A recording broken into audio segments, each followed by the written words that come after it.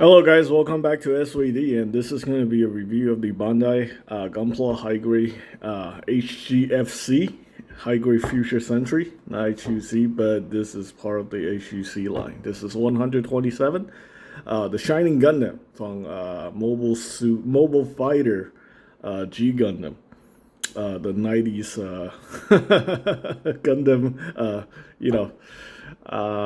take on Street Fighter or something like that. Anyway, in the 90s, fighting games were very popular. I guess, Sunrise and Bandai want to get in on it. Yeah, anyway, that's all it is. Anyway, this kit was released in 2011, made in Japan. Obviously, this one was recently reprinted since it has a blue Bandai logo. That means it got reprinted sometimes after 2018. So, anyway, at the time of this video, if you're watching this in 2021, apparently the factory in Japan, the two factories in Japan, both provinces, has been no, not the province, the prefecture. That's what they call in Japan. The prefecture in Japan, both prefectures were shut down for quite a while, so a lot of production is closed because the factories are not allowed to open. So yeah, some of these kits may be hard to come by. So anyway, we have the instruction manual here. Obviously, the pilot is Domon, and yeah, this is his first suit before he got the upgrade, the God Gundam. And to be honestly, I like the simplicity of the Shining Gundam. Now that I build it, I actually prefer the Shining Gundam over the God Gundam, believe it or not. I like the interchangeability, the head options and stuff like that. And, I think the high grade is actually not bad, to be honest with you. I think the high grade is actually pretty cool. It's got some cool gimmicks and stuff like that. So, anyway, you guys saw my build video. I built this thing without using any instruction manual. So, yeah. Believe it or not, I even got those needs right. So there you go. Okay, so yeah, the only major complaint about this kit is a lot of areas where you have to paint. So, okay, so anyway, oh, I also learned a new gimmick about these feet for the hyper mode. So I'll show you guys that, and the Shining Finger can be reused with the God Gundam. The God Gundam kit is actually pretty good. After looking at my old review, I would have to say the high grade Future Century God Gundam model kit is definitely a better bang for the buck than the Gundam Universe figure. I mean, you get to build it. It's a pretty good build process. Just like the Shining Gundam, it requires quite a lot of paint work, but I think people should be able to manage. It's not something insane. Also, you can lock fingers with the high grade Master Gundam, so that's pretty cool. And yeah, all right. So we got some leftover polycaps right here in this bag. Yeah, if you watch my build video, I showed that to you guys. This is actually the reason I built this kit is because I was issued a challenge by my viewer Roger, who said he's afraid of building high grade Gunpla because they look very complicated. No, I don't know. These are designed for 14-year-old boys, so I'm pretty sure any adult, if you have built Legos before, I'm pretty sure you should be able to build high grade Gunpla. Especially something like this. This is not like a very, very complex kit. Real grades, master grade may be a little bit more intimidating, but if you build one, you just gotta build one and then realize it's a toy. It's not rocket science. So yeah, I mean in the 80s when Gunpla was first introduced, we had to use glue, and the parts don't even fit together properly. So you have to do a lot of sanding. You have to do a lot of using a lot of cement. It's a mess in the 80s, and then people managed to do that without any problems. So yeah. Anyway, let's go ahead and take a look at these kits. Obviously, let's do a quick size comparison right here next to a 30-minute mission kit. These two are both in 1/44 scale. scale. You can see it scales nicely with your 30-minute mission kits, and these things are even easier. These are designed to be built in 30 minutes. I would say this 30 minutes, this probably will take you maybe 45 minutes to an hour, 30 minutes. Depends on your, level of building. Of course, if you're going to paint it like what I just did with this guy, it's going to take you some more time. So I actually did a lot of paint work on this because it drives me nuts how lazy Bandai was with the part separation on this. So I painted in the back thruster. This is something that I complain a lot about because it was driving me insane. So I did that. All these is done by hand.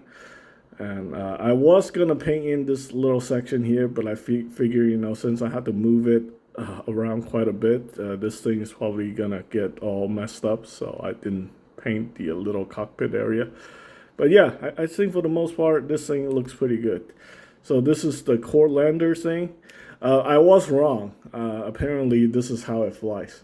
It goes like this and it docks into the thing. I thought these wings supposed to swing back, but anyway, whatever.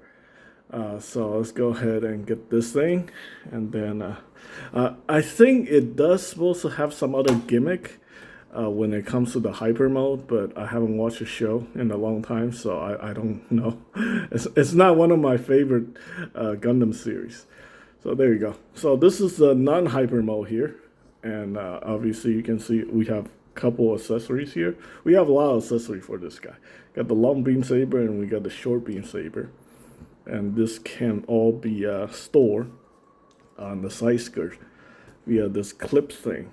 So yeah, these paints beam saber effect are a pain in the butt to get into these holes. So it's kind of weird, but I mean sometimes they're easy, sometimes they're difficult.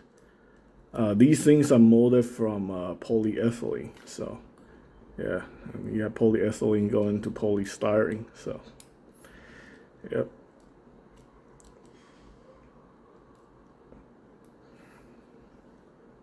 There you go. So we have that right there, and then we also have the this beam saber, the G Gundam, the Shining Sword. That's what it's called. And yeah, sadly though, they did not give us a green hand to go with the Shining Sword. This thing's technically supposed to be green. That's holding the Shining Sword. So what Bandai did is basically, I think, in the photo. Yeah, these hands comes apart pretty easily.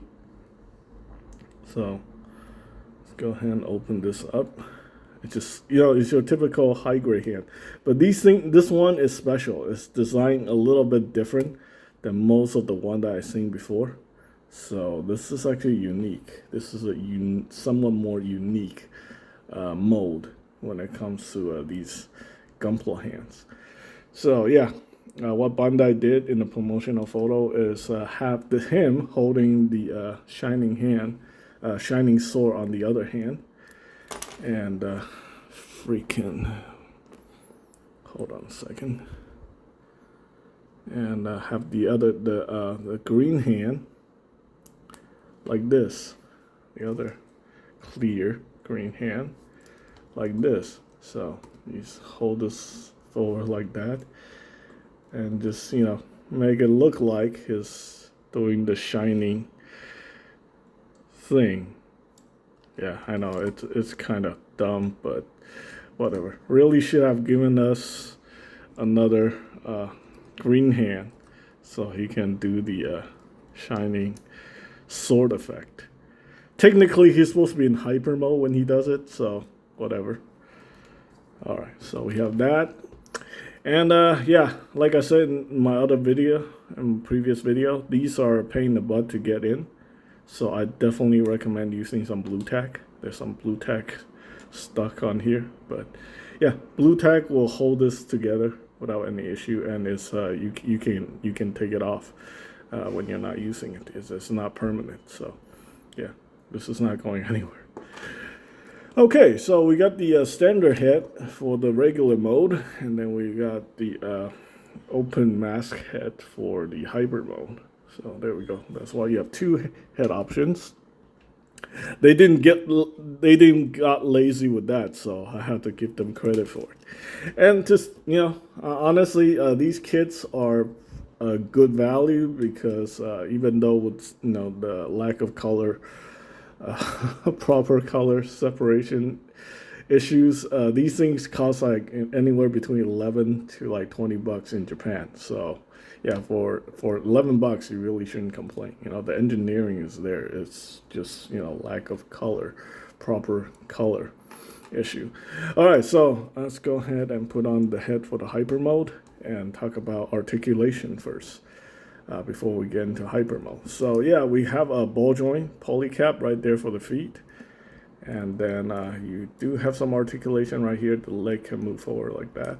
Also, ankle armor can move. So, unfortunately, this guy doesn't have ankle articulation, toe articulation. So, yeah, and these things are supposed to come down for the hyper mode. So, yeah. Anyway, continue. We have double jointed knee, and then we have the thigh cut right there. This guy also has some very good posability because the skirts can go up.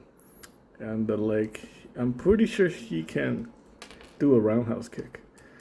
He can pull off some decent martial arts moves for being like a martial arts related mobile suit, martial arts mobile suit. I'd like to see the Gundam Universe figure do this. The God Gundam. This thing is terrible. And a lot of people are saying, like, why am I always criticizing Gundam Universe figures? Oh, because they can't even do what, like, a $10 model kit can do. So, and yeah, just look at, like, watch this Kurosama's review on that Gundam Universe figure. The fact that he throw it in the garbage, yeah, that's exactly how I feel about those figures. They belong in the trash bin.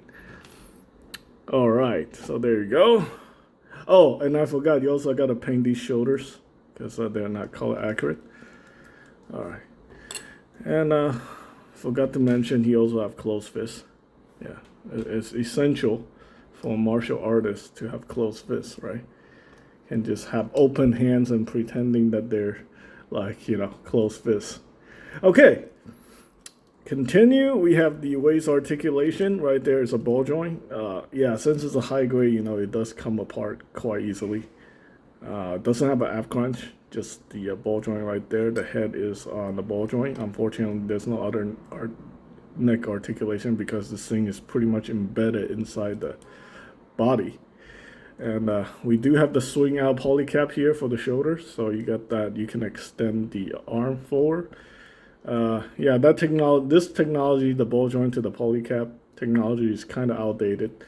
But anyway, we also have another polycap that's utilized for the shoulder gimmick.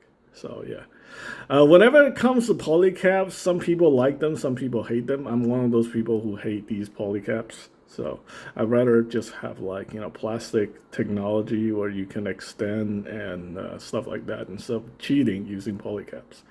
All right, we have the bicep swivel right there. We do have a double jointed elbow. It's it's more than 90 degrees, so that is pretty good. And that is pretty much it for the articulation on this guy. Now he does suffer some issues like some parts coming loose. The hands falling off, the head kind of wobbles around a little bit. I mean, it's a high grade, don't expect like, master grade quality with stuff staying on all the time. All right, so we're going to convert this guy into the hyper mode. So you do actually have to take some parts off to do this. These parts are pretty easy. So I painted in the inside gold because I did not like the color. So there you go. So yeah, a lot of things were done for color accuracy. So there you go. Now those are gold. I also painted in the Vulcans on the chest, did some panel lining, and yeah, there you go. So we open this up right here, and then we pull this part. Open this up. That's a full sticker, unfortunately. And yeah, like I said, since it's a high grade, it does tend to come apart. If you don't want something that doesn't come apart, I would recommend going with the Robot Damashi. The Robot Damashi Shining Gundam is actually a pretty damn incredible figure. You can see a review on Meat's channel, or just search it on YouTube. There's plenty of review on the Shining Gundam. I think even Anthony's Custom did a review on it. So, yeah, that's pretty good. All right, so I also painted these gold because I couldn't stand the fact that they were not gold. So, there we go. It's pretty easy. Just took it apart and then repaint it. All right, so there we go.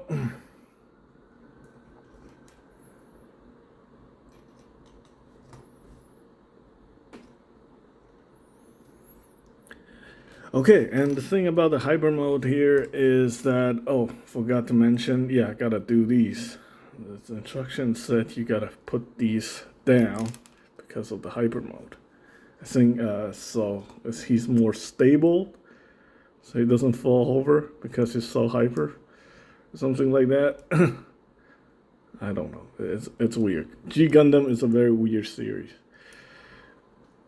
I mean, it's got some cool mobile suits like the Master Gundam and the Shining Gundam, but everything else is really ridiculous. I mean, you get like the Mermaid Gundam, you get the Windmill Gundam, you get the Tequila Gundam, which I don't think is gonna fly these days. People probably think that thing is like weird, racial stereotypes and stuff like that. So there you go. Here's the Shining Gundam in the hyper mode with the shining finger. That's a pretty cool looking mobile suit. Get him posed, stand on the shelf.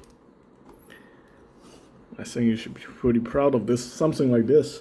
All right, so this kit is available on my Mercari store if you guys are interested. I also need to get rid of that as soon as possible. I don't collect these anymore. I'm just doing this for your entertainment purposes. And yeah, I mean, if they do like a high-res model for the Shining Gundam, I'm definitely interested in buying that in the future. Or if they do a metal build or something like that. Anyway, I hope you guys find the information helpful. Thanks for watching.